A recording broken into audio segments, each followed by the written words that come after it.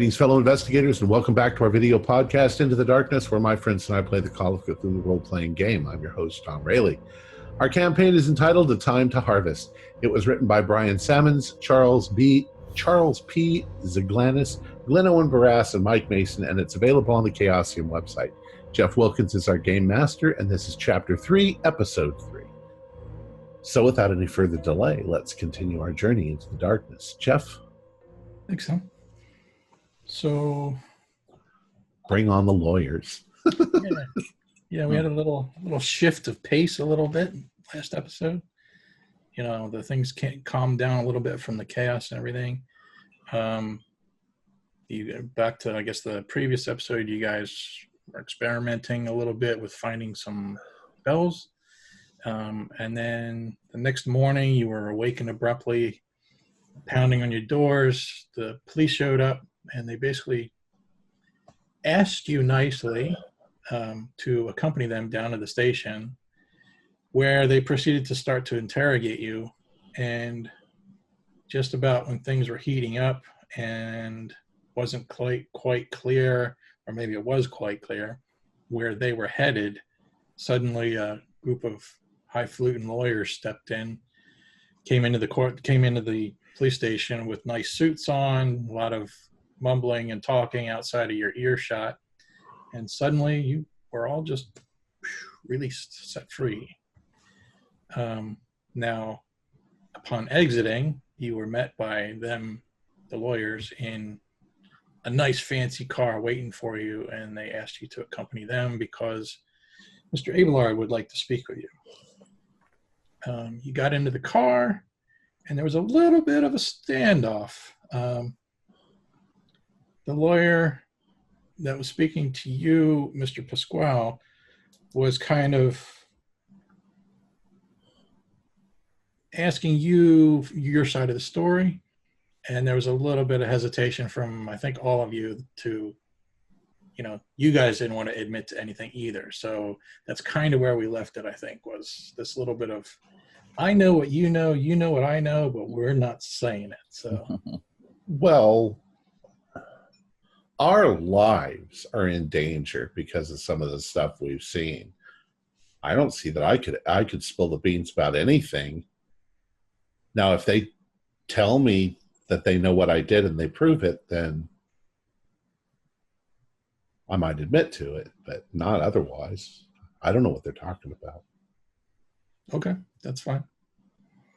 And what's the name of the lawyers again? I don't know if I took a note of that. Do you remember? Or is it not that important?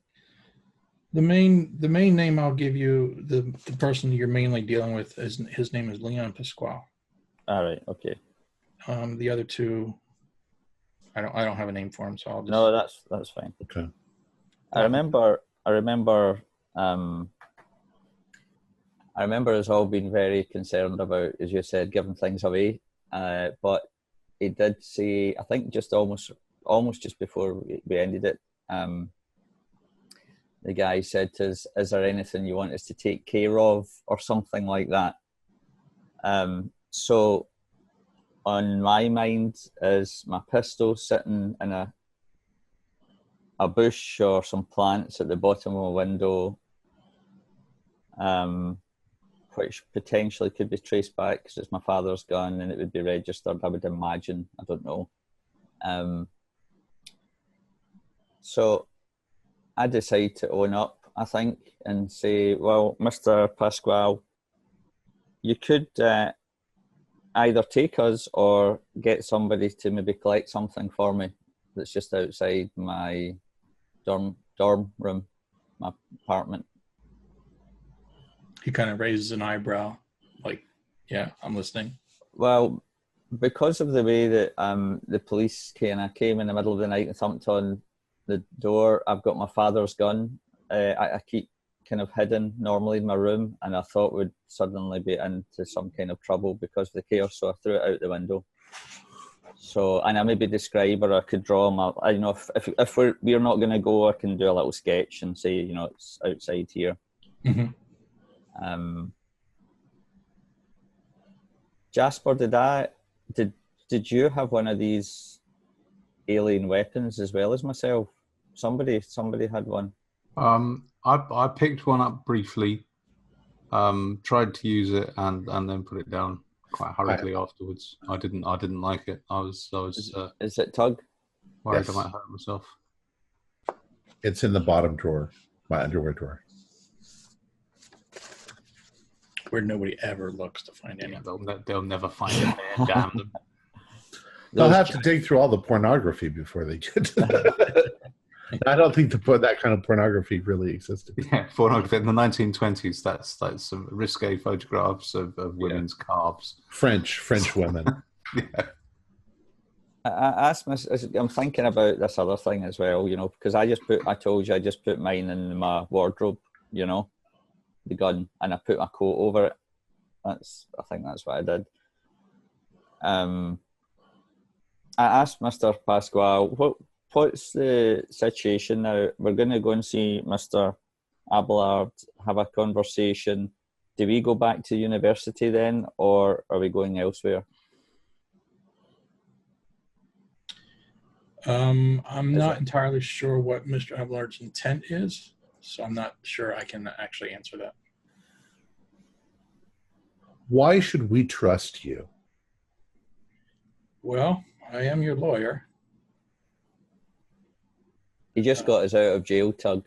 I just basically rescued your butt from potentially really bad time. And I don't mean that literally. Can you tell us again, bad time for what? Because I didn't quite catch that at first.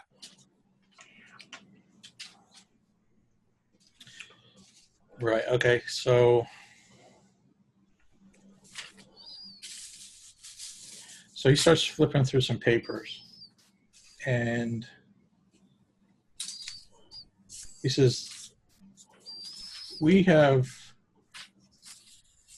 someone that works for us on the inside. That's how we knew about this. They're basically, it's very early stages for them. I mean, this all just happened and things are still in a bit of chaos. So luckily you kind of have that going for you in the fact that there are lots of things happening at the police station right now. But we basically were alerted to the fact that they're attempting to put cases against all of you. Well, why us? What kind of cases? Well, and he flips through his papers again. And he says, Mr. Dorn, we have an eyewitness that places you at the scene of a murder with a rifle.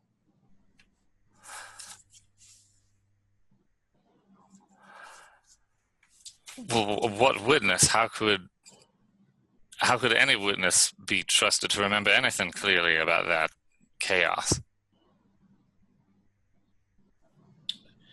I mean, that's going to be up to them to prove and disprove. But I think from what I found from the notes that I've been given, there are people that were not affected by the, quote, craziness that happened. So if the person appears to be credible, you're in trouble. Well, do you know who it is? No, they wouldn't tell us that. I see. Look, I like crime stories, and the thing is that if you've got somebody on the inside, then you or your people must be aware that there's some weird stuff going on at that university.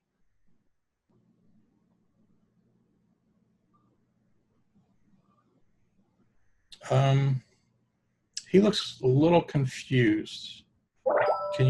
Sorry about that. Can you elaborate? Well, like I say, we don't trust you.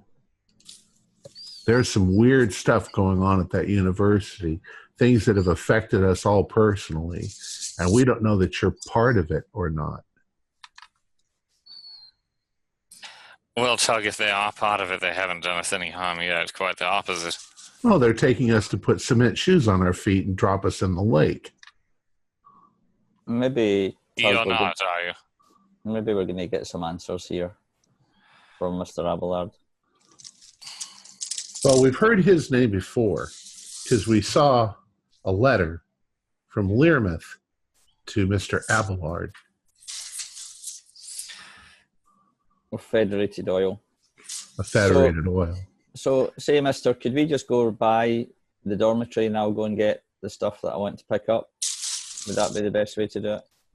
Or do we need to go? Yeah, I'm afraid the timing doesn't allow us to do that, but I will assure you, I give you my word, we will have some of our people to stop by and get that for you. Where are we going? Where are you taking us? To see Mr. Abelard. Where is that? I'm not at liberty to say just now. Secrets within secrets within secrets. Well, then we're not at liberty to say anything either. Okay, that's fine. At least I'm not. Don't worry, Tug. It's going to be okay. This has got us out of the frying pan, but let's see where we go.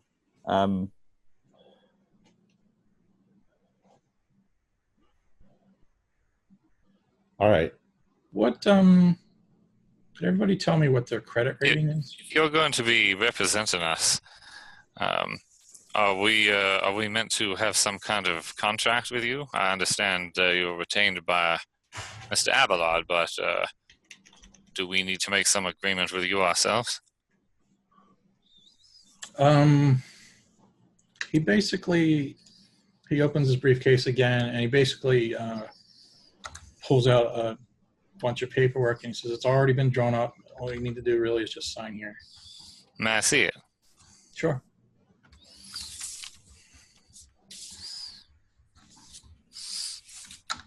So I look at it, Jeff. What does it say? What's your law skill rating? A solid 5. You can read the first line. First one's indemnified. The second one is habeas corpus suckle. You can read. It's written in Latin. Yeah, it basically just looks like a whole bunch of legal mumbo jumbo. Well, can I use my intelligence to try and get a rough layperson understanding of whether I'm looking at a contract that, says anything about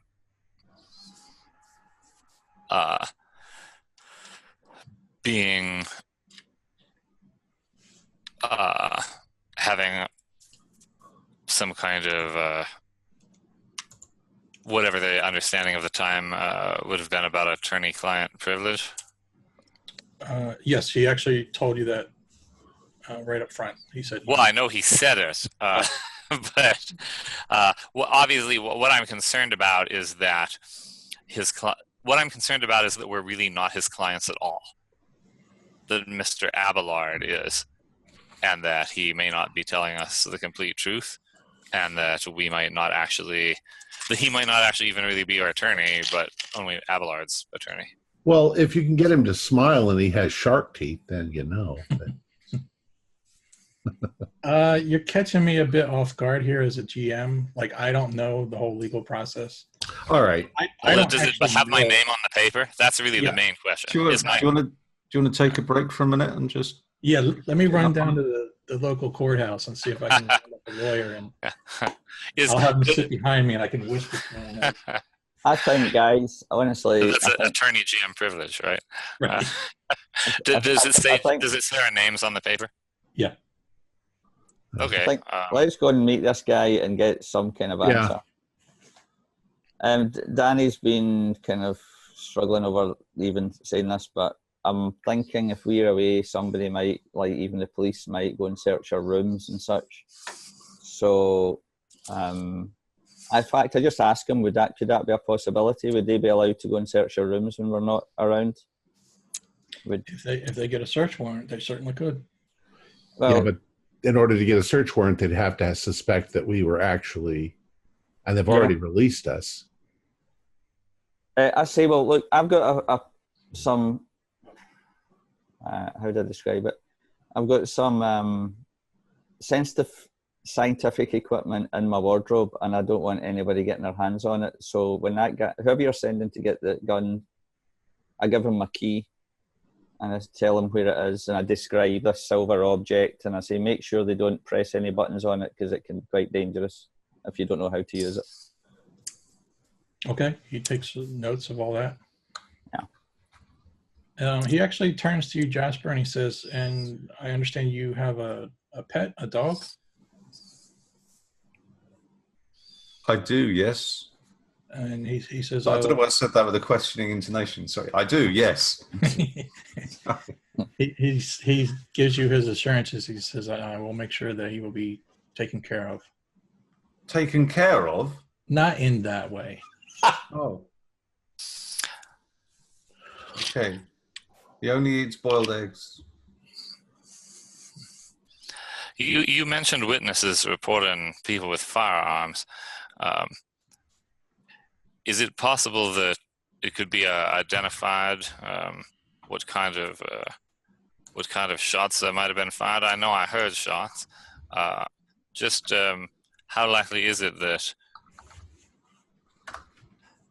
some evidence from the scene could be exonerating? I certainly. You mentioned searching houses. Well, I have at least one hunting rifle. Perhaps they'd be able to determine that I was not in fact shooting anyone. Yeah, is that something within their abilities? I don't know very much about criminal investigation. I mean, it comes down to the fact that the old saying, beyond a reasonable doubt, and that in and of itself is a bit of a gray area.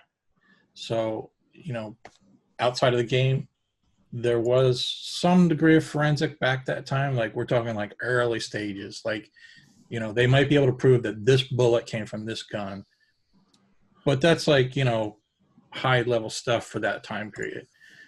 At the same time, if they find out that there was a murder, that you were seen at the scene of the murder, that you had a rifle, that your rifle was the same bore, like the ballistic, 50 caliber, say, like all of those things, an eyewitness that describes your, the way you looked, they seem reasonable. They didn't seem crazy at the time. Like all these things are all just adding up and stacking up against you. Well, my rifle's a pretty commonplace rifle, but that means that if someone was using a similar weapon and a credible witness says they saw me, is this really just a matter of a jury believing what someone says who doesn't seem insane at the time of the trial? I mean, isn't that what law comes down to, pretty much? Well, you're the experts. Is there a place to sign? He flips here and says, initial here, initial there, and sign here.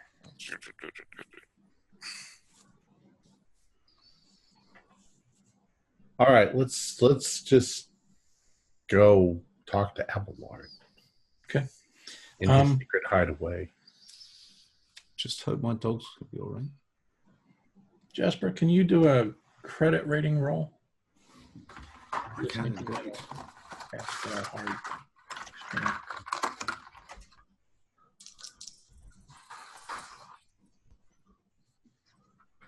It's funny, out of all the police and crime shows I've watched on television and movies, I never once ever remember seeing a lawyer asking their client to sign a paperwork. It's always just like, you're my client, But I don't know how it works. I got a hard pass. All right, okay.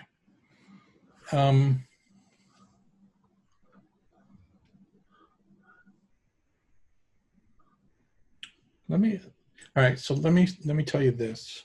The name Abelard rings a bell in the back of your mind. Yeah.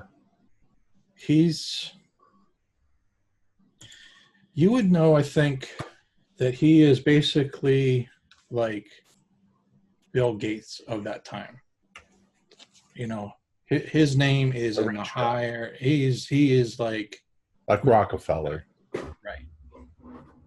So I think with your knowledge of finances and stuff like that, or legal connections within the school, the name would ring a bell. That at least you know that much. I'll give you a chance if you want. If you have a specific question, I might be able to answer it, but because that was a good roll.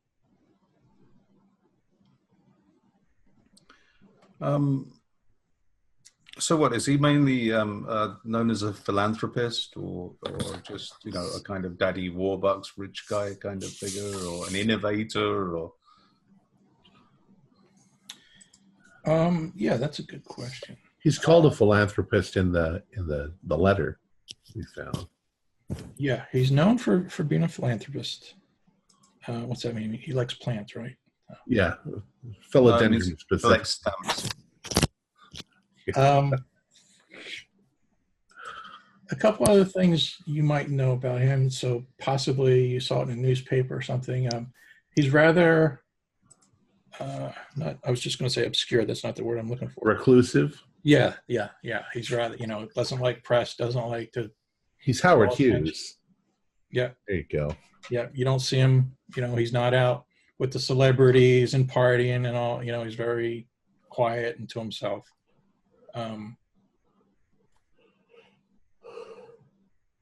Okay, well, that kind of starts to make more sense that a rich, powerful guy has rescued us and sent his 3 lawyers. Right. So after about maybe a 20-minute drive, you're kind of outside of Arkham proper at this point, and you're down along. Actually, you're close, very close to the Boston Harbor now at this point, and you pull up into basically like a section of almost like docks down by the dock area, and kind of car pulls back around behind one of the buildings. Nothing fancy at all, but when you get to the water edge or waterfront there, you see there's a really quite fancy plane waiting for you. We're going on vacation. Yeah, I'm not sure I want to fly on something. Flying is not natural. Vacation, just like Professor Learmonth then. This will be fun. This is like an adventure, guys. A water landing biplane. Wow. It's quite roomy. You can see the 2 pilots are there in the cockpit, and there's quite a big belly area that, Why is there a big target on it? I know, I was wondering that too.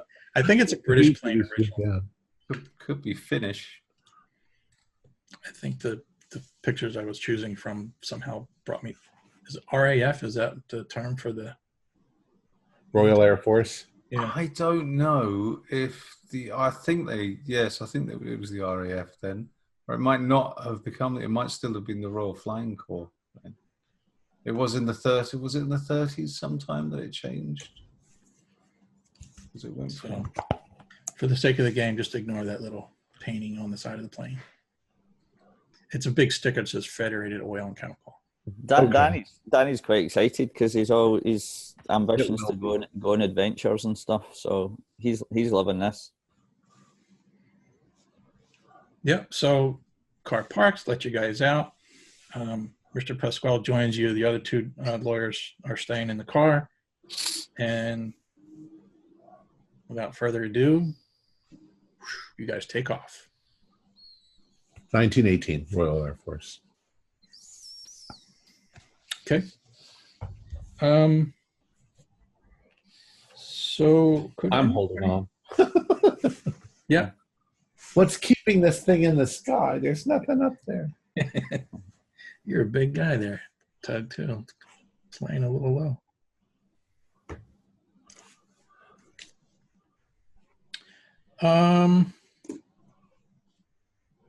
Does anybody have navigate? Maybe. Let's see. Beyond the base is what I'm asking. No, to space. Yeah, I've got 30. I have rowing. Yeah. I rolled a 23 if you want me to do a roll. Oh, So that's nice. a pass, a regular pass. Nice. So here's what I'll say. You kind of were like watching, up clearly. I'm guessing first time you all have been up in a plane. Yeah. So, everybody's looking out the window. You're trying to take the sights in and look everything.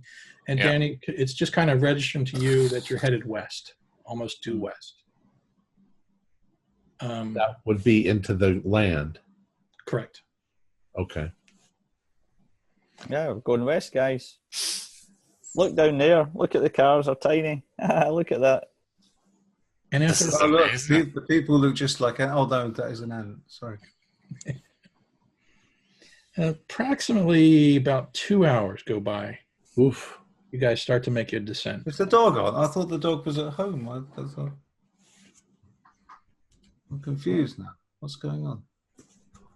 Was that Rex? I didn't hear anything. I thought someone just woofed. Oh, that was me. I just woofed. How far have we come?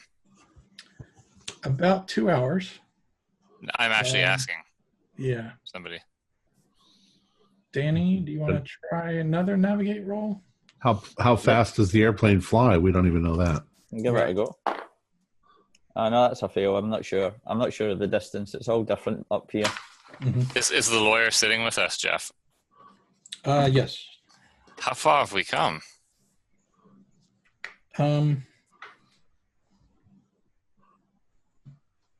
About 2 hours.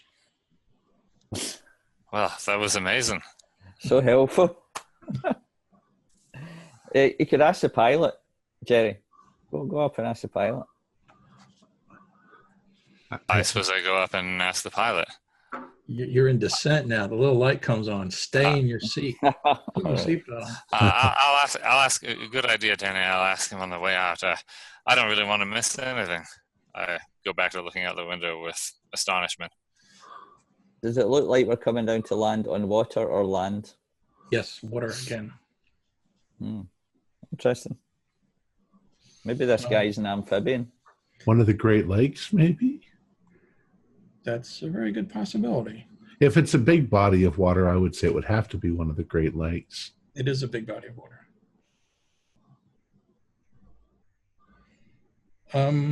It's the only big body of water in that direction. Right. If anybody if any of your characters, if you think they might be well traveled, or Danny, you would have to get another, I'm going to say hard navigate roll. I think I've only been to Cairo and here. Okay. Jasper, any thoughts on that? Well, on you go. I once went on holiday to Toronto, which is overseas in Canada. Okay. Danny, what were you going to say? I was just going to say a hard would be 12. I rolled a 15, so I'd be happy to spend 3 luck points if it helps. That's pretty good. That's pretty good. I'll give it to you. Do I have a gist of where it's at? The GM is going to be nice to you for a change. Cool. Just kidding. I'm gonna guess that we're getting close. We're probably near Chicago, or at least at that end of the one of the Great Lakes. I think you're pretty darn close. Danny, it looks like you see the skyline, and it kind of looks a little bit familiar. You've maybe seen pictures of it in the newspaper or something, but it might possibly be Detroit. I'll tell the guys. Okay. I think that's where it maybe is, guys. I think you're close, Doug. Yeah, definitely one of the Great Lakes. I know my geography. So, pretty impressive landing on water and on all that, and eventually the plane pulls up to the side of a dock. And you get out of the plane, and you look around. It's basically you're at a dock, another dock, and basically it's a in it like an industrial warehouse sort of setting. You know, big parking lots, office type buildings, industrial type buildings scattered around, lots of wide open space. And then, you know, not that too far, just 100 yards or so, there is a big old silver Rolls Royce waiting. Silver Cloud Rolls Royce, nice. Look at that, guys. This is great. I'm loving this. Beautiful. That's a fine vehicle. And Mr. Pasquale basically gets off behind you guys, and he just sort of motions like, gentlemen, towards the car. All right. Yeah, I get in the car. Well, just before that, actually, you're starting to approach the car, and there's a gentleman standing outside of the car. He's dressed in like a chauffeur's jacket. He's got a chauffeur's cap on, but he's got a kilt on, and he's big. He's about 6'7", big dude, big red hair, big orange red hair. And he looks to you, gentlemen. He says, "Gentlemen, I'm sorry I have to do this, but could I ask you to raise your arms?" Only if you raise your kilt. And he proceeds to start patting you down. Jasper, did you have the stone knife on you? Yeah. Okay. So he finds that, and he just kind of looks at it like a little bit of confusion, and he just puts it in his pocket, and he looks at you and says, "You'll get it back." I hope so. That's a unique artifact. As far as I know, nobody else has anything, right? Is that safe to assume then? Yeah, I literally don't have anything. I was hardly Yeah. dressed. Didn't have time to grab my knives or anything. Yeah. Right. Yeah, and like I don't expect you to have grabbed your rifle on the way to the police station, right? So,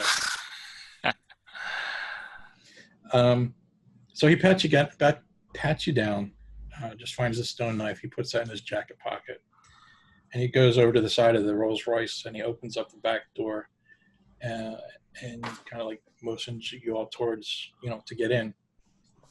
Who's going in first? It's not really important. I'm just curious. I guess I am. Okay. Jerry, Tug, Danny, and Jasper. Jerry, you're the first one to kind of duck your head under to get in the car. And you just notice there's a gentleman there, rather rotund looking, super nicely dressed. I mean, his suit alone could probably feed a family of 4 for like 3 months, like the level of wealth this guy is displaying is incredible. He's got a blanket like over his lap, and there's a woman in the car who's also dressed really nice, but she looks very professional. How old are they? Oh.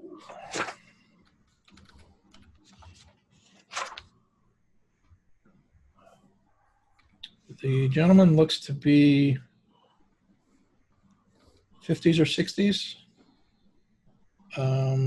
The young woman is in her early 30s, maybe. What? She's dressed like a secretary, maybe? Possibly, yeah. His personal secretary. Mm-hmm. And this was for, just in case you were wondering, it was about 30. Hello, I'm Jerry. Yes, come in. Have a seat, gentlemen. Thank you. Thank you for looking after us at the police office, sir. Is the lady pretty?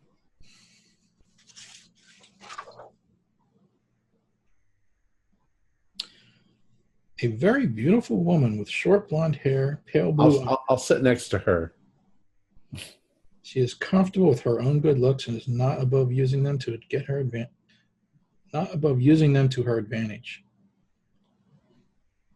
Maybe she'll have to get her advantage with me. Yeah, I'll sit next to her. Okay. Hey, babe. I think you guys probably figured it out. That's actually Mr. Abelard, a rotund man, thinning gray hair, hazel eyes. His face is lined the look of an old man before his time.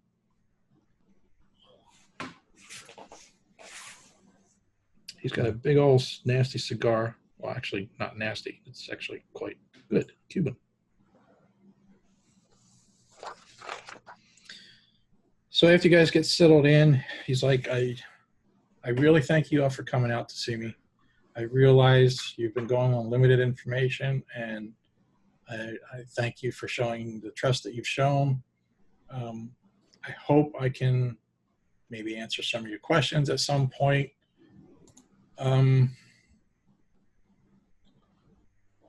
Thank you for your assistance, and I understand your appreciation of our research, Mr. Abelard. We, as you say, we know very little about your interest or the relevance of our research, but we're certainly all very grateful to be here. Mm-hmm, mm-hmm. You're quite welcome, and I hope you will see this as a sign of my goodwill, because in due time, I hope that we can soon possibly have some sort of working relationship. I'm aware of some of your, I don't know, experiences, shall we call them. May I ask how? Well, it sounds a little bit, I don't want it to sound like I have spies everywhere or anything nefarious, but I want you to understand that when I invest in something, I like to keep tabs on my investment. So I was able to work with the school and to set up the whole field trip to Vermont. That was my investment. I was funding that search, that outing. So I've had, the professors, I've had other people who work for me, basically keeping tabs on what's been going on out there. So from the beginning, you've known about us. Yeah, well, from the field trip, yeah. And are you looking for a source of energy, or are you looking for proof of alien life? You don't like to waste time, do you, Mr. Roberts? Let's just say, well, you know what? I think we might be beyond this. I don't necessarily see the point in trying to beat around the bush too much. I'll say this. I think it's fair to say, and you guys can stop me if I'm barking up the wrong tree, you just tell me and we'll part ways. But I think we have shared experiences. He looks down at his legs, and he kind of like takes the blanket and just sort of like pats the blanket. And through the blanket, you can tell that his legs look kind of like withered.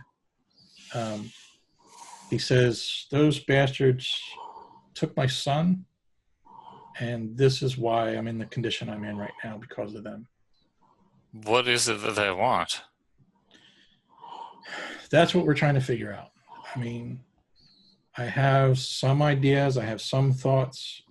I've been researching this for years now. So we're not completely blind going in here.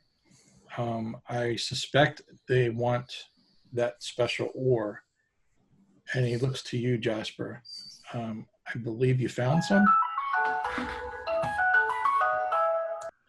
It's an ice cream truck.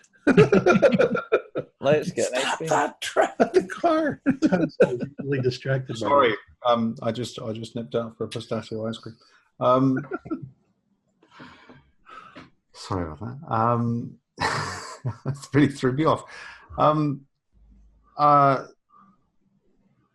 Well, yes.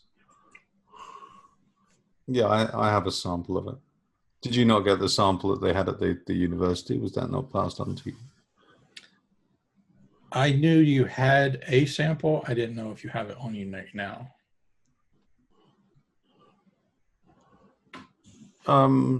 Yes, it's here, Okay. and I'll show it to him. For now, just hold on to it. There's no need. What is it? What's it for? That's also, we're trying to figure that out right now.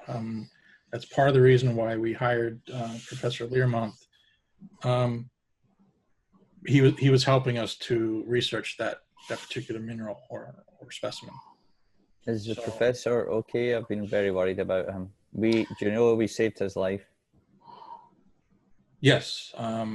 Well. They We don't know where he is. They were about to swap his brain, and we rescued him. How could you know that? Does he remember something? Yeah, that's a good question. I'm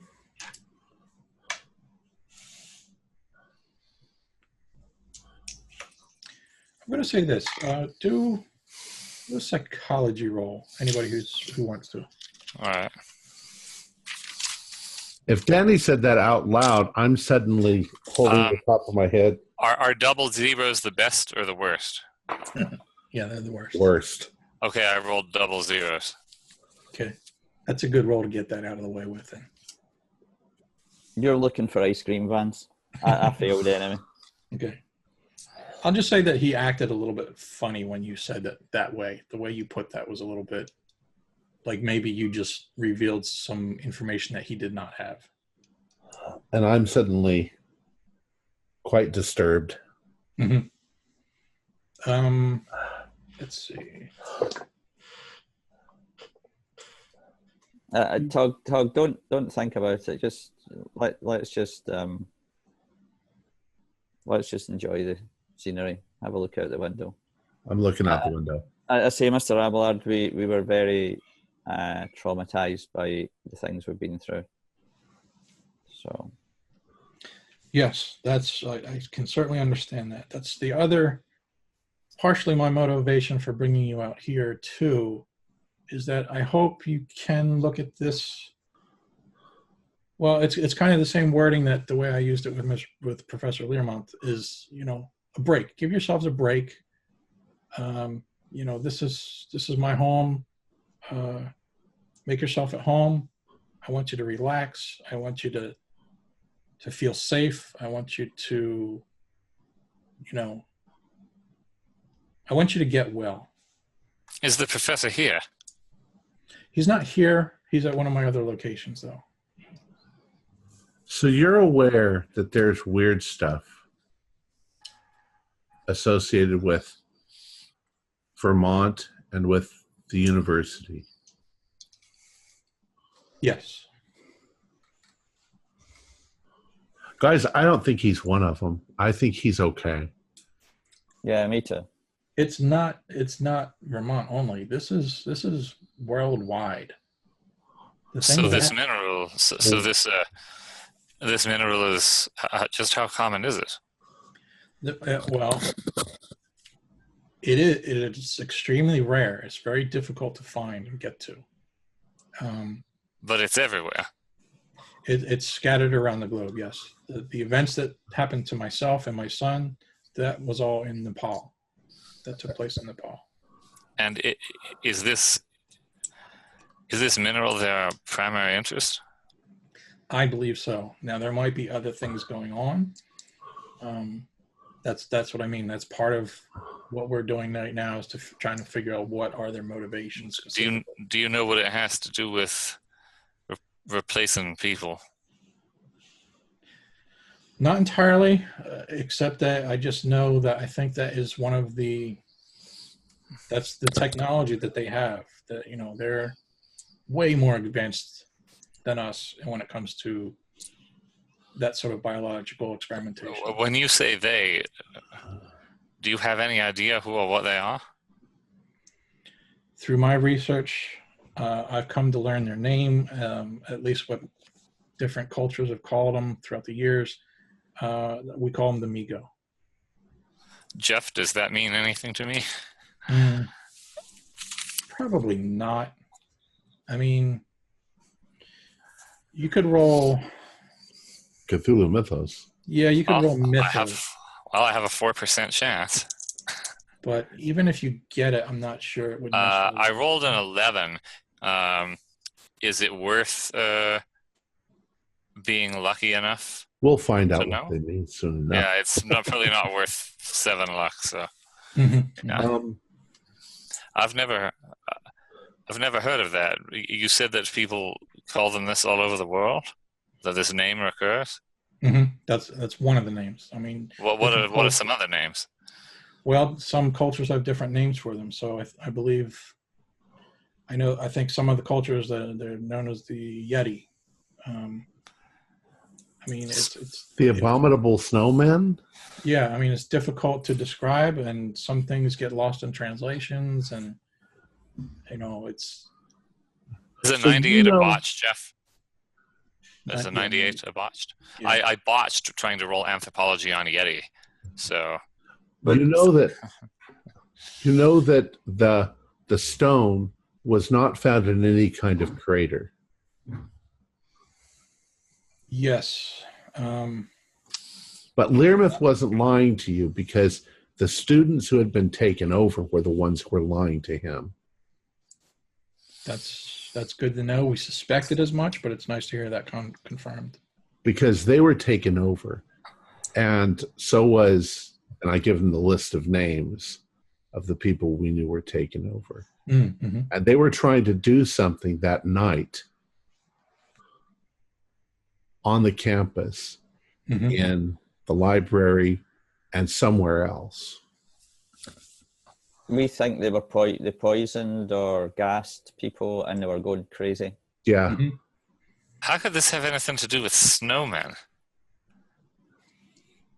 Well, the Yeti are creatures living up in the mountains of the Himalayas, and that's folklore. But there have been lots of talk about the Yeti among the Tibetans. So what you're saying is that these aliens are those things, but that they're all over the place.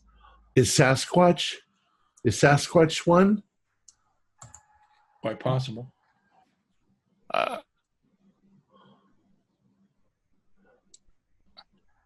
They also were trying to destroy evidence of themselves, I believe, because they burned the library down.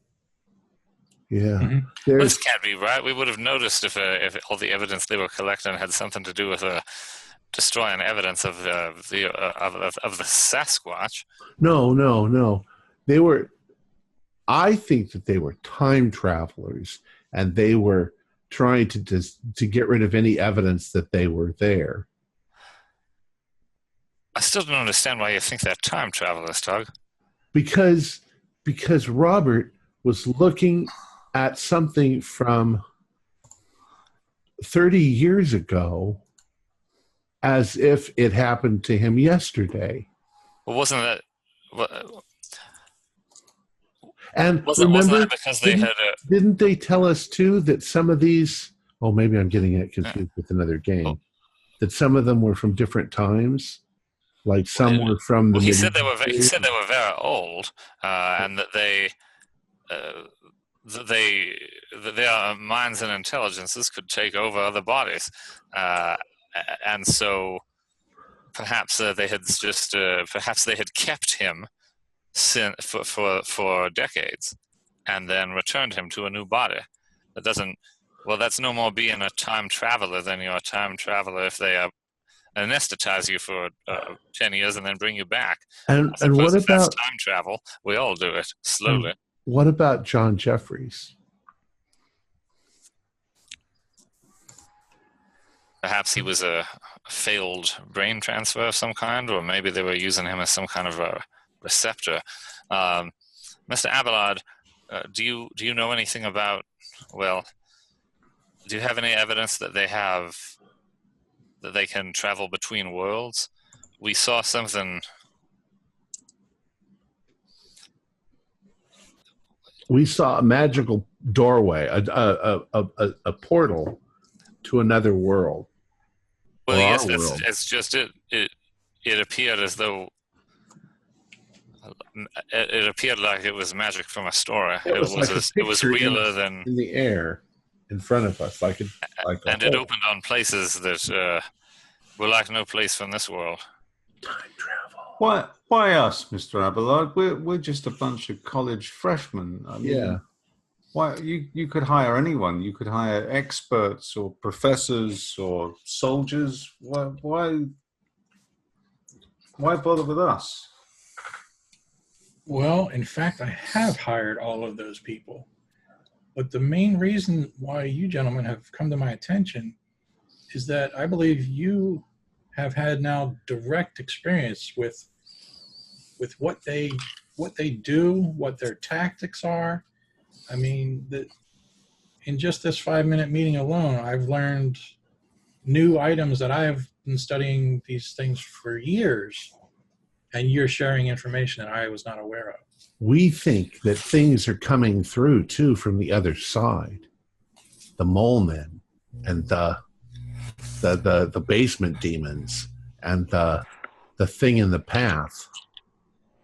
And the mole men like tug socks, but anyway. And They were like I found this book in the library about Vermont, and it was going on about these starfish things. yeah, they were like satyrs from Mist, but more diabolical and that thing. We've seen a lot of stuff. So that's exactly why I need you, and that's exactly why I hope that you will. I've tried to be as upfront with you as I can be. I hope you're not getting the impression I'm hiding anything, because I would like to work with you, gentlemen. Well, This if is you're fantastic. against those things, then I'm on your side. That's Yeah, me too. exactly what I wanted to hear, because that's what they did to my son and what they did to me. I want They- nothing more than revenge. They killed all of our friends. When you say it did to your son, do you think they have him the way they had that? That man who tried to betray them to us, or did they, as far as you know, is your son dead? You can see you hit upon a nerve, and he's a little bit. Dude, it's his son. Mr. Abelard, I've got an alien gun in my underwear drawer in my dorm room. Under the boxers. I've actually asked your lawyer to collect one out of my room as well for me, so you'll get to see it.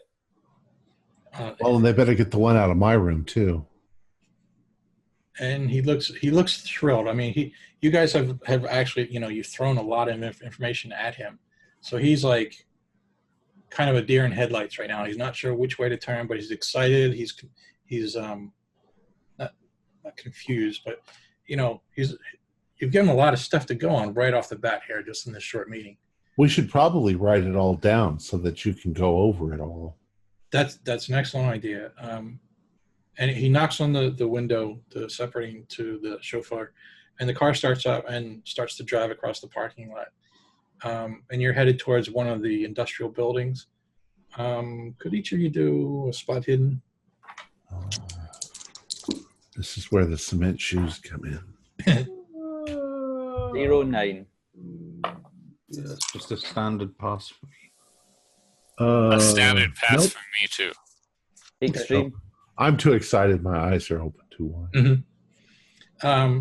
It's not a big deal. It was just you can see on one of the fence posts going around the property, you see the sign for Federated Oil and Chemical. Tug, Mr. Abelard, I just thought of something. Mhm. I do recall. I didn't make the connection at first, but I do recall reading some accounts of beings like these abominable pre-humans from Tibet and Nepal, other wild places, in Helena Blavatsky's The Secret Doctrine, she writes about pre-human races before the life waves of what we know as man. Perhaps these things are older than we are. But they're aliens. They're not pre-people. Right? I don't remember them saying where they're... Well, the ones we were dealing with were assuredly people from, older times.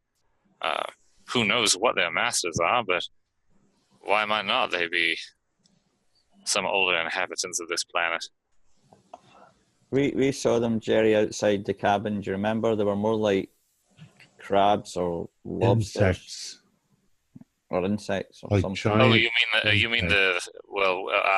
we saw its limb, but who knows if they're...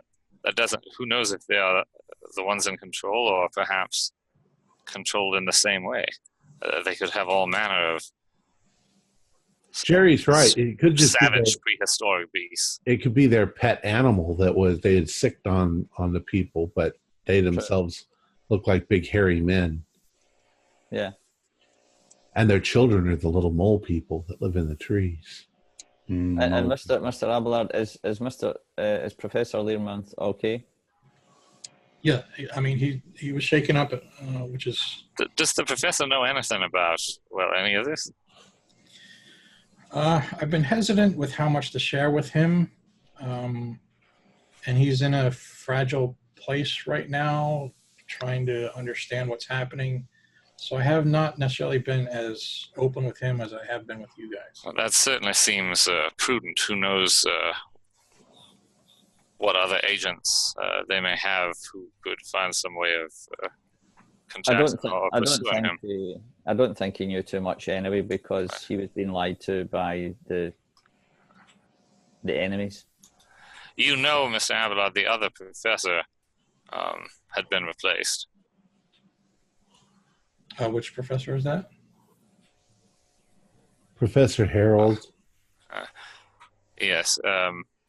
He was no longer Professor Harold. This is when Professor Harold ever was Professor Harold. Roger Harold.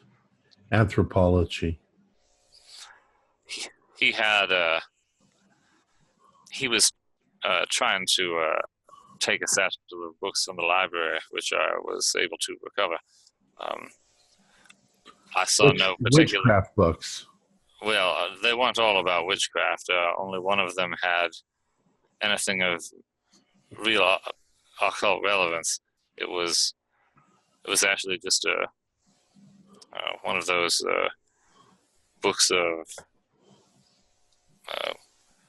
kitchen lore and folk magic and so forth, but it did have a very archaic spell, which it still astonishes me that in such a rural almanac would contain something of such power. And of course, I wondered what interest that may hold for such beings. I mean, they wouldn't seem to have much need for old magical spells, but perhaps they didn't want others to have access to them. What do we do now, Mr. Abelard? Well, let's take a step back for a moment. I'm aware, too, that you all have been through these hard times and difficulties. And that's part of the reason why I wanted to bring you here, is because I wanted you to relax. I have people on my staff that can help take care of you. If you want to talk to anybody, you can talk to people. They can help you. If you have any outstanding wounds or injuries, I have some of the best doctors on staff. We can help you in that way too. Please pardon me for asking this, Mr. Abelard, considering how grateful I am and how much looking forward to relaxing for the first time in, well, I'm sure since Vermont. But how do you know no one on your staff has been replaced?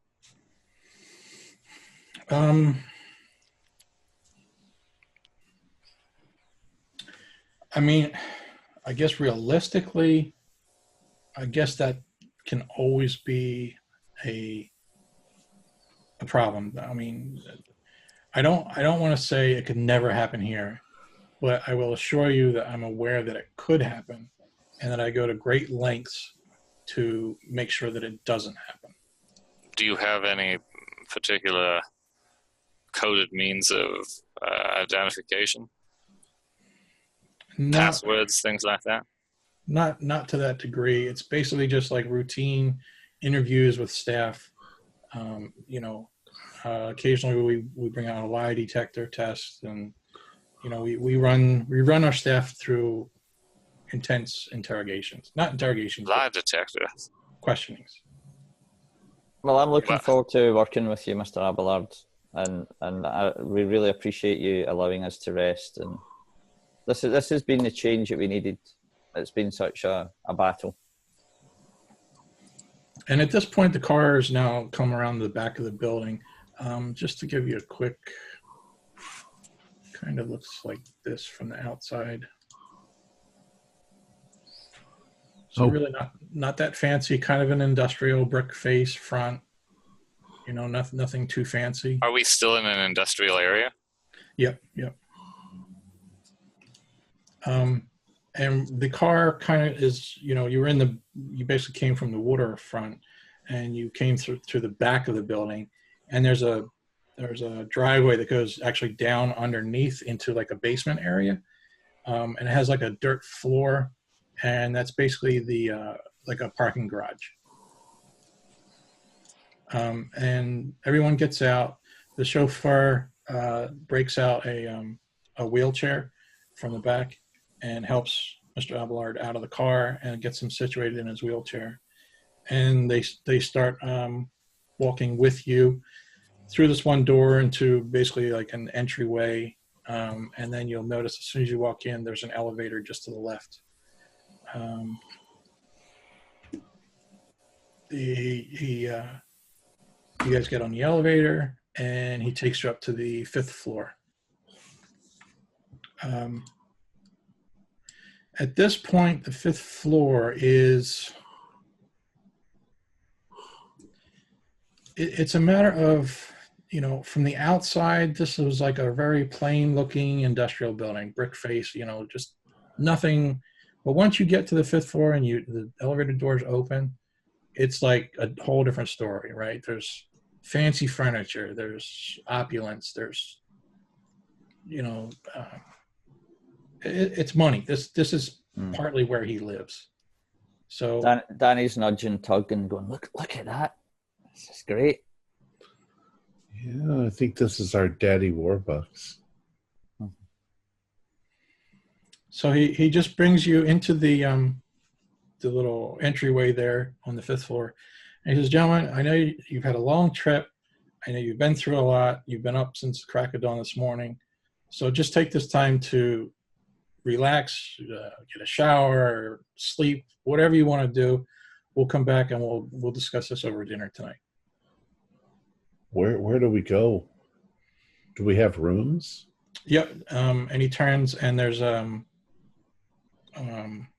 concierge. Yeah, that's a good word. Yeah. The concierge is just, this gentleman will show you to your rooms. You each have individual rooms. Feel free to, make yourselves at home. Well, thank you very much. I guess. Can I get you anything right now? Is there anything you all need or want? I'm feeling a bit hungry. Maybe some sandwiches. No. I'm a grown lad. When we're walking away to our accommodation, I'm going to the guys, I'm going to give up uni. I'm going to work for this guy. This is amazing. Driving about in Rolls Royces and flying in planes. I imagine this guy only hires the very best because he can afford it. Yeah, and don't you realize, Tug, we're the best because we've got all the knowledge. Well, what happens when we have told him everything that we know? Have Well, you we'll have considered to, that they might just want to hire us because we're expendable? Right. Yeah. I No, mean, who I cares? think he wants to give us a job. well, Well- perhaps if these minerals are found in tiny quantities all over the world, probably so are people who have seen these things. And maybe a fraction of them survive to become real experts. All I know is that where we are right now, whether this is the good guys or the bad guys, there's another side. And that other side would love to get in here and slaughter everyone. And we're here. So I say, keep your eye on numero uno. Well, we should. Well, at some point, we should probably ask him for our own weapons if we're going to be investigating these matters in his employ. I think for now, a shower, sleep, and dinner sounds about right. Yeah, I have a horrible headache. All Maybe right. you should ask him for a drink, Doug. Yeah, I don't need a drink. Well, I probably do, but I think I would pass out before I finished it. Well, I'd say good night, but I'm not sure it's day or night. And We'll see. We'll be getting together for dinner. see you at dinner, Danny. Mm.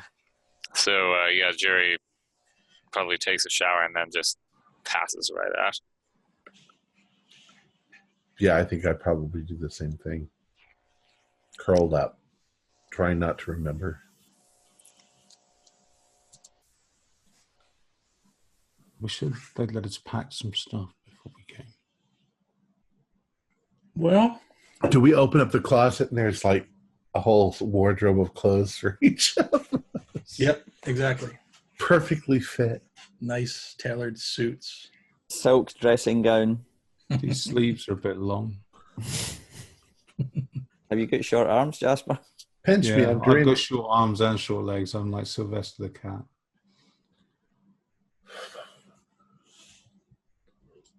Danny's loving this.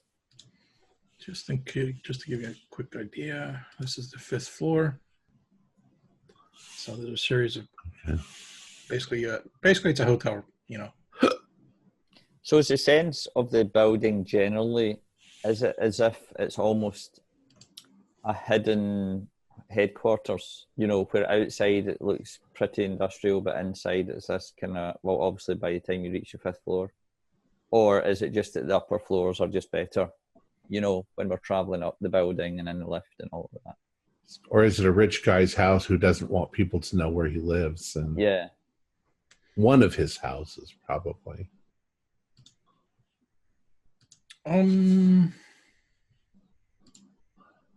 Yes. Okay, that would make A little bit of mixture of all of those. A little bit of that, yeah. So it's discreet. It doesn't look like, you know, a rich person's house, but it is, you know. Right. Yeah. Cool. He's obviously gone to the trouble to make it look like it's an unimportant building down by the docks. We've got our very own bat cave. So time goes by, you know, you guys get dressed in these nice clothes. You sleep whatever you wanted to sleep. Eventually dinner time rolls around. Is there anything you guys wanted to do before dinner, or we'll just... Well, you showed us the floor plan. Does that mean we've wandered around and seen what's up there? Sure. So what's in the library?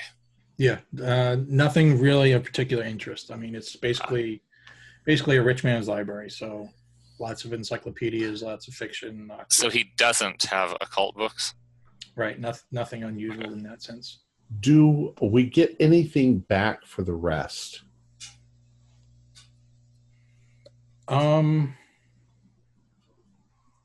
Hold that thought. Okay. All right, so then eventually dinner time arrives. Does he have alcohol in the floor? Yes. Anyway. Yeah, if you guys ask for it, it's brought to you. Well, that was why I was asking. I don't ask for it. I'm just wondering if it's like sitting out. Is there like, or somewhere available? Like if you open a cupboard, do you find alcohol in there? Do a luck roll. He's going to burn the building down again. Planning for the future. 02. Wow. Way to use those critical successes on something valuable, huh? You have your own little private wet bar in your right. So yes, the answer to that question of is there anything you want to do before dinner, I think we know. I'm not like Jerry's not getting wasted or anything, but he looks. I'm sure with an 02, I succeed in finding some high quality peach liqueur. So. Mm-hmm. In 02, I'll say you found it. Yeah. Schnapps, maybe. Wasted an 02.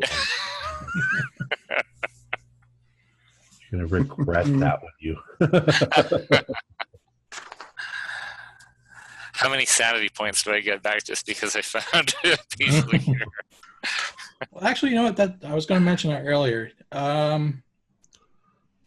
Do any of you feel like you need sanity loss after your discussions with Mr. Abelard? Because he basically confirmed some of your suspicions.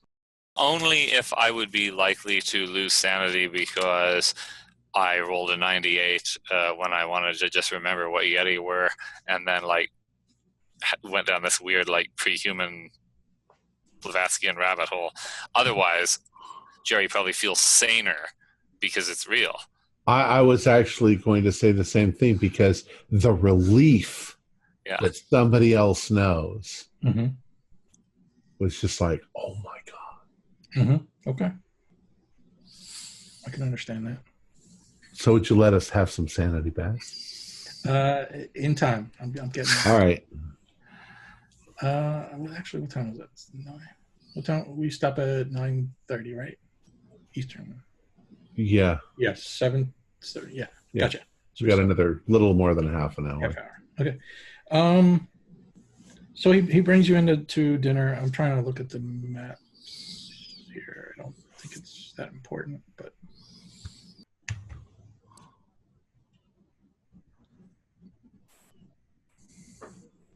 yeah, you know what? The concierge comes down to get you right around dinner time, and he just informs you that you'll be dining with Mr. Abelard in his private dining area. Okay.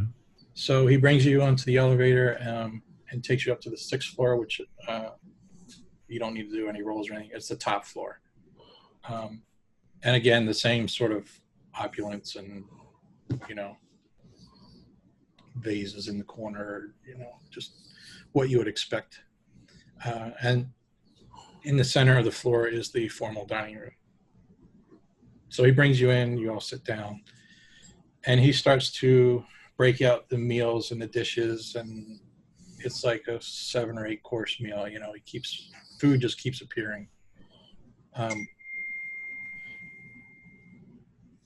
What with the ding like that magically? Yep, he rings the little bell. Our guest, yeah.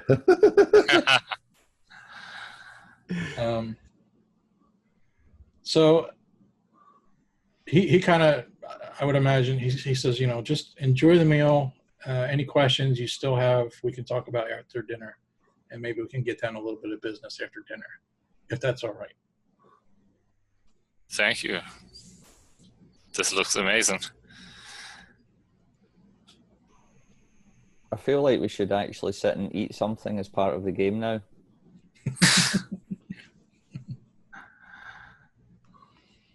So after a fantastic meal, he offers any one of you a cigar if you would like one. No, don't Thank smoke. you. Thank you, I would. And he starts to pull his chair up, and he says, gentlemen, so this is where I need to ask you for your help. basically, I would like you all, and I know this is going to be difficult, so I want you to think about it. I would like you all to go on another trip back to Vermont. Now, you won't be alone this time. You will be going with some of my best guys. We are going prepared. We know what we're getting into, and we're going to be ready for them. So we're going to have 2 teams for one. We're bringing in a second team of just basically what amount to mercenaries.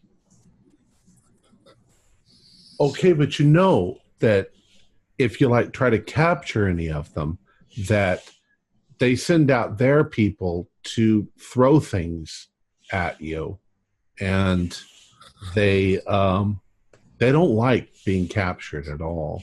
We tried to take one of the mole people as a research specimen. That's Yeah, I think you should leave them alone because they didn't hurt anybody except that we kind of got in their way. I don't think he means the mole men. Oh, yes. What will we be looking for? The enemy. Well, in that case, I think we should bring them something as a tribute, and then we can get the bad guys, because I don't think they're the bad guys. Even though I got a scar. Have you ever captured one before, Mr. Abelard?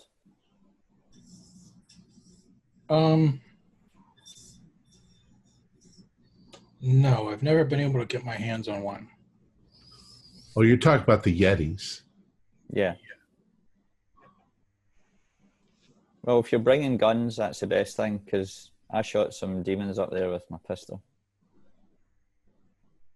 And I beat the shit out of one of them. Yes, everything we Am I allowed to say that here? I'm sorry. Everything we encountered was indeed very physical. I think they were aliens that came through the except hole. the door. The door, it seemed beyond matter as we would know it.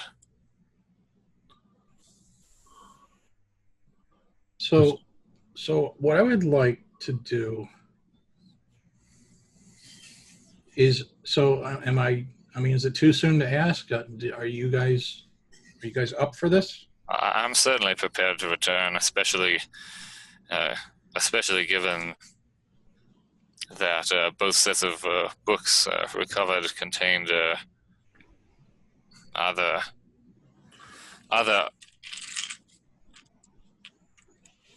spells or Jasper. In the books Jasper found, it mentioned witchcraft of Vermont. I was rather keen to return there myself. The opportunity to do so better armed and better prepared is most welcome. Mr. Abelard, if we're going to be doing this sort of stuff, are we going to be going back to college? So, are we going to work for you? It's a legitimate question. I don't have an easy answer for that. What I can tell you is that I've talked to the dean personally. I have made arrangements with the dean to help him rebuild the library. And of course, that got his attention. So he's willing to help me out in the same way that I'm sort of helping him out. And in doing so, he's basically allowing you guys to put your studies on hold. Wow. So when this is all done, it's all part of the arrangement that you'll be able to just pick up where you left off. Well, I guess that's all right then. Well, that sounds like it will work out well for the dean because he probably doesn't particularly want us there now. And we don't particularly want to be there now either because being there might well mean being in jail. So this certainly seems like a fine arrangement. And he was walking about in his underwear that night. That's excellent. I wonder how many reliable witnesses saw that. I remember it. I'm a I good mean, shot. I'm a good other shot, than Mr. us. Abelard. I Tidy wonder if white. anyone took any flash photography. You mentioned mercenaries, Mr. Abelard. Can you spare some armaments for us as well? Oh, absolutely. Yes. I mean, you tell me what you need or want, and I will do my best to make sure that you have it. Well, thank you very much, sir. I just hope, in addition to preparing our equipment, we may have an opportunity to just reconsider at least once more what we saw and think we saw there the first time, and what we're seeking to accomplish now. He turns to you, Danny. He says, "I've been informed by my associates that your weapon was recovered, and if you want, we can hold on to it, or I can arrange to have it be brought here for you. Do you have a preference?" Well, if we're going to go back to the Cobb's Corner or out that way, then as long as I've got it for there, but you want to see this other device. Yeah, we recovered that too, Mr. Thompson. We recovered the device you described. We had a hard time finding it, but we found it. Mr. Abelard, if I may, it's not that it's not that I don't want to go on this trip of yours. It's just that, if I'm honest with you, I'd feel a lot better about it and a lot safer if I could take my dog with me. I mean, he's not just a pet; he's a proper guard dog. He's been trained, I assume. I can understand that. You know, for tracking and whatnot. I can certainly understand what you're saying. At the same time, I would just ask you, do you feel like he would be safe there? Would he, should things go bad, which don't get me wrong, I'm not expecting that, but it could, I want you to be aware of the dangers, the possible dangers. We're taking every precaution we can think of, but are you aware? Are you willing to take on that responsibility? Well, he's my dog. I'd like to have him by my side. Okay, I will make arrangements to see what I can do.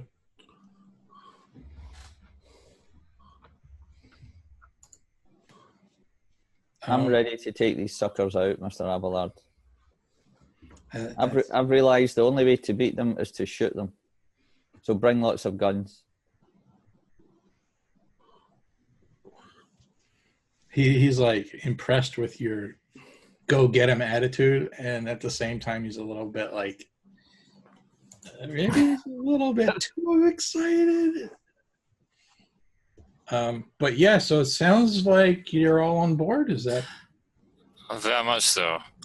I was interested to ask, have you recovered any other artifacts or evidence of note? I understand so far there's the mineral, there's the knife Jasper's found, their weaponry. Is there anything else? Perhaps something related to the, well, I don't think anyone quite explained to you.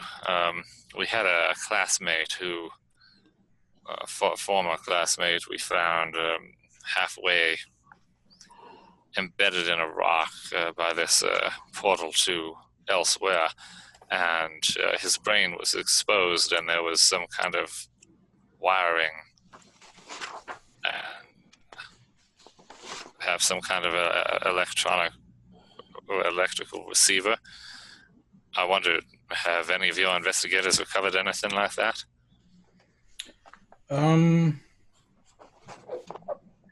He's not. I guess to answer your question, no, not really. Nothing. Anything else strange? Well, so he looks back to you, because I think, Danny, you asked him this. He kind of like looks around. I mean, it's more out of a nervous habit, not like there's anybody that would be listening, but he kind of like looks around and he says, I'm not sure if I was 100% honest with you, or if it was just a matter of me misunderstanding a question. But I believe I have recovered 6 deceased Migo. Wow. What do they look like? They're horrific. I mean, they've been, the best word I can think of is like desiccated. Like they're just kind of like husks. So, forgive my asking, but what's so if they're like Sasquatch, what's so horrific about that? Well, they're not hairy. I mean, I know the Sasquatch folklore says that it's a hairy ape-like creature, but these creatures that I've acquired are not hairy. Are they anthropoid? Yes. And they're, I mean, How big are they? They're like a large human, like 6 foot plus. And they have big claws. Yeah. That's the thing in the roof.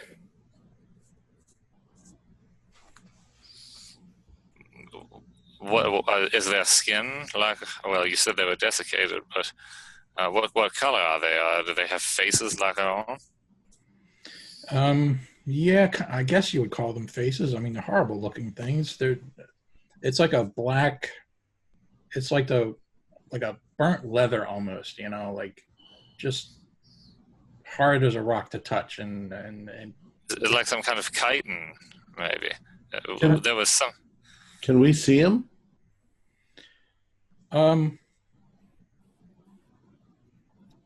If you think that's wise, You have one here. they're all here. I would very much like to see them. I suppose it makes sense to see what we're dealing with, doesn't it? Yeah, if we see it now, then we know what we can expect. Yeah. That's good. Yeah, I want to see one. I want to see what we're fighting against. The more horrific, the better, because it makes it easier. Well, I need to check with some people first, just to run it by them. Basically, we're studying them, so I want to make sure that I'm not going to be interrupting the study. Yes, of course. But I don't see any reason why not. I'm concerned. I'm concerned about you guys. From your description, the thing the Danny shot and that I shot at on the path back from some horrible little shack was actually much stranger and more horrific. Yeah, that was different, Jerry, to the one in the roof. It didn't even have a face. Well, It was a white, blubbery, horrible thing. Could you do another psychology roll? Anybody who wants to. yeah. Fail. Oh no, I accidentally rolled 2. I have to re-roll. There were 2 10s. Sorry. There we go. Still a fail. Never Okay. mind. Nobody? Okay. Too distracted by remembering the horrible, faceless, blubbery white thing. So he's rather pleased that you all seem to have agreed to this. He decides to wrap up dinner. Again, he asks you if there's anything you want, and if not, we can all retire for the evening, and we'll pick things up tomorrow, and we can go from there. Do we need any kind of training?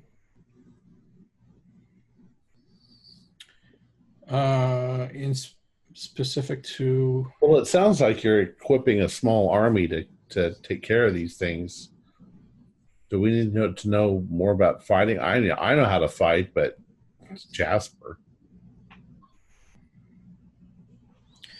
Well, I don't need to know how to fight. I can just use you as cover. Well, I'll cover you, but what if they come up from behind me? I want you to kick him I'll in stand the in front of you. That works. yeah, it's kind of the sense that he hasn't given you a time yet, but,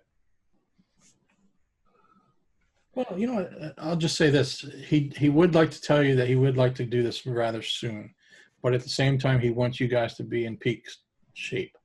So that's why he's not really rushing you.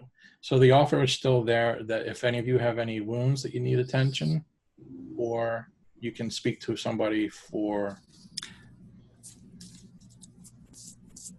If we stay here too many days eating 7 courses, I'm not going to be in any shape to do anything. You just got to burn the calories off. Yeah, go for a run. Do some cartwheels. So Yeah, I don't want to talk to nobody. I don't want to see nobody. I don't want anybody coming anywhere near me.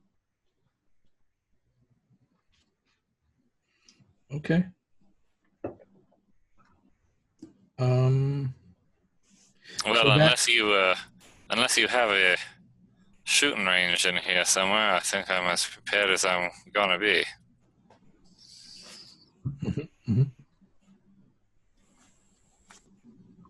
So why don't we say this? So you guys, we'll say he retires. You guys retire down to your rooms. Do you guys feel the need? Do you want to talk amongst yourselves at all, or are we good on? I think so. I think I'm cool. Jerry doesn't. Jerry probably just goes to enjoy the luxurious accommodations. The bed is nice. It's nice and soft, silky sheets.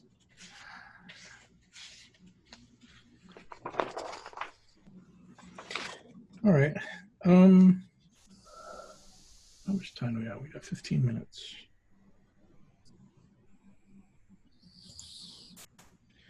So how about this? Let's say the next day arrives. You slept like a rock. I mean, it's the first time you felt safe in a very long time. It's the first time that nothing weird and strange has been going on. And in the morning, you guys are met by, they're not wearing lab coats, but they're just wearing nice business attire, suits and stuff. But it's clear they're there to help you. So whether you need to see a doctor or a psychiatrist, that's up to you. Tug, you're not interested, right? Mm-mm. In either. Well, I don't know anything about psychology, my characters, so what was their head shrinks. Yeah. So I don't know why I would ever need one. Okay. Of course, the psychologist might realize this too. Right. That Tug's got some problems. I mean, that's kind of why they're there. So I probably think they're there to take the specimens. So I say, well, the thing I'd most like to see are the specimens. Are they fit for viewing? Well, okay. So let me do this. So does anybody have any missing hit points? So mine still says I'm missing 7, but shouldn't I have recovered them just by sleeping and stuff, or no? No, did I say missing 7? No, I'm missing 3. So I have 7 out of 10. I'm also missing 3. Yeah. Okay. Yeah. So Tug, but if you're going to deny any sort of doctor involvement, then I'm going to say you'll just gain 1 back per night. Okay. So for now, you'll just have the 1. Okay. Jerry, if you're willing to be seen by the doctors. Oh, I definitely want to be seen by the doctors if it's obvious that there's still anything amiss, or even just to get a checkup. I'm not sure. I don't actually remember why I'm at 7. Anyway, I think maybe I got just hit with something, or I think it might go. I got zapped. That's right. Yeah, it was when I got zapped with. Oh, and well, in that case, if I still have injury from that, I definitely want to see the doctor. Plus, they might want to examine the injury because it was made by the mysterious weapon. So, very, very good. Does the doctor and the psychologist come at the same time? Are they together? Probably not. Probably. I'm thinking the doctors would come first. I'm just thinking that the psychologist, if they saw my reaction to the doctor, that, because I flinch when, so. But okay, if they're separate, then they might not see that. I probably asked the doctor if there seems to be anything unusual about the injury. Not necessarily. Like it looks like a stun gun would, that sort of, an electrical type injury. So, burn marks. So strange then, but not strange to us as players, because we know what that would do. But obviously, so I said, well, that is about what it felt like. Okay. So why don't So am I back to full? Yeah, I was going to make you roll, but we'll just say that in their care, you'll just, over the course of the next couple of days, everything just comes back to you. Jasper and Denny, you guys are good, right? I'm fine, thanks. Okay. So Tug, do you want to? I'll say this: the psychologist will. Let's put it to a dice roll. I mean, if they want to talk, I'll talk, but I talk because I always talk. Yeah, the psychologist will just basically start to interview each of you privately, and just, how are you doing? How do you feel? Do you want to talk about anything? And so they're not going to push you, but it's up to you whether or not you choose to accept their help or not. I ain't talking to no one, copper. Well, what kind of help? What kind of help are you offering, Doctor? Well, so in or out of game, I guess. So this is a chance for you to gain sanity. Sanity. All right. Well, Jerry probably expects them to like hypnotize him or something, and is interested in what they have to say or do. Yeah. So if that gets sanity, I would get some. Now, are you down? Because if I remember right, you actually got quite a bit. So are you below like your original starting, or are you above that? My starting would have been power, right? Yeah. I'm at 69 out of 75. Okay, so you're under still. 69, 75, 6 points. So let's just do a D6 then. Give you a chance to get back up to full. I'm at 22 out of 50. Do a D100 now. Here's what I think. Realistically, looking at my character, unless the psychologist is willing to actually explore my fear of medical and my complete denial of what happened, I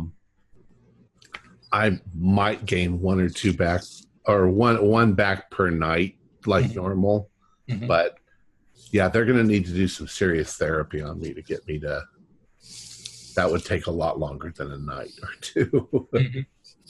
I just rolled. I only get one back.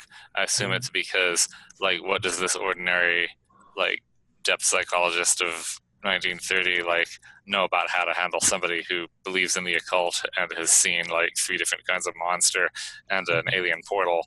So they're loving you. Yeah. Obviously, I probably am not as free with talking to this as I might be to Mr. Abelard also. So obviously you'll have some father issues, and and you want to have sex with your mother. Let's say Doctor, I'm pretty sure my rifle is really just a rifle. Freudian, yeah, your rifle is just a rifle. Tug, how about this? How about do a 1d4 for now? All right. But let's also say that the psychologist is well aware that there's something really bothering him. Yeah. So I got 4. That's okay, pretty good. well, that's pretty good then. So maybe he will express an interest to have you back at some later point. Yeah.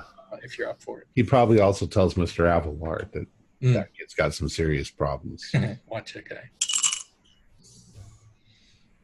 Danny and Jasper, you're cool on points, sanity? Yes. Okay. How many days before we leave? Because I assume this sort of goes on day after day for a little bit. Relaxing. Mm-hmm.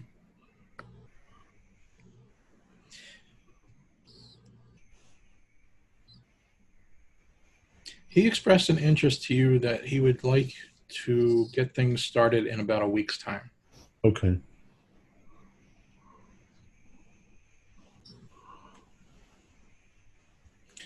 All right. So then I should, by the end of that, I'll be back up to my normal hit points.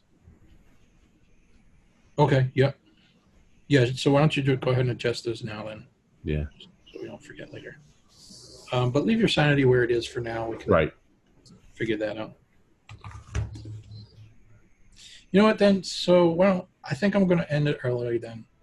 Okay. Before you don't want to go to the next part. Yeah, it's probably just too much to just jump in and get started with. So I think we'll just end a little bit. No, it's a good spot. Cool.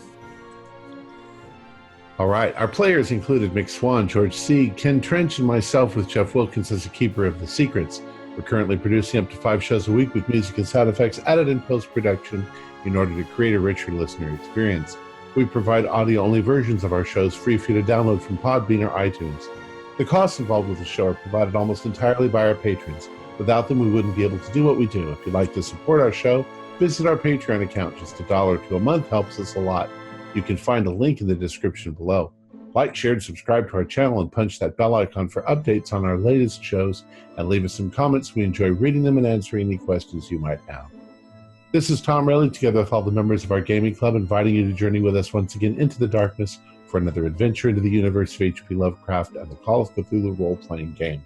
Until next time, good luck and good gaming.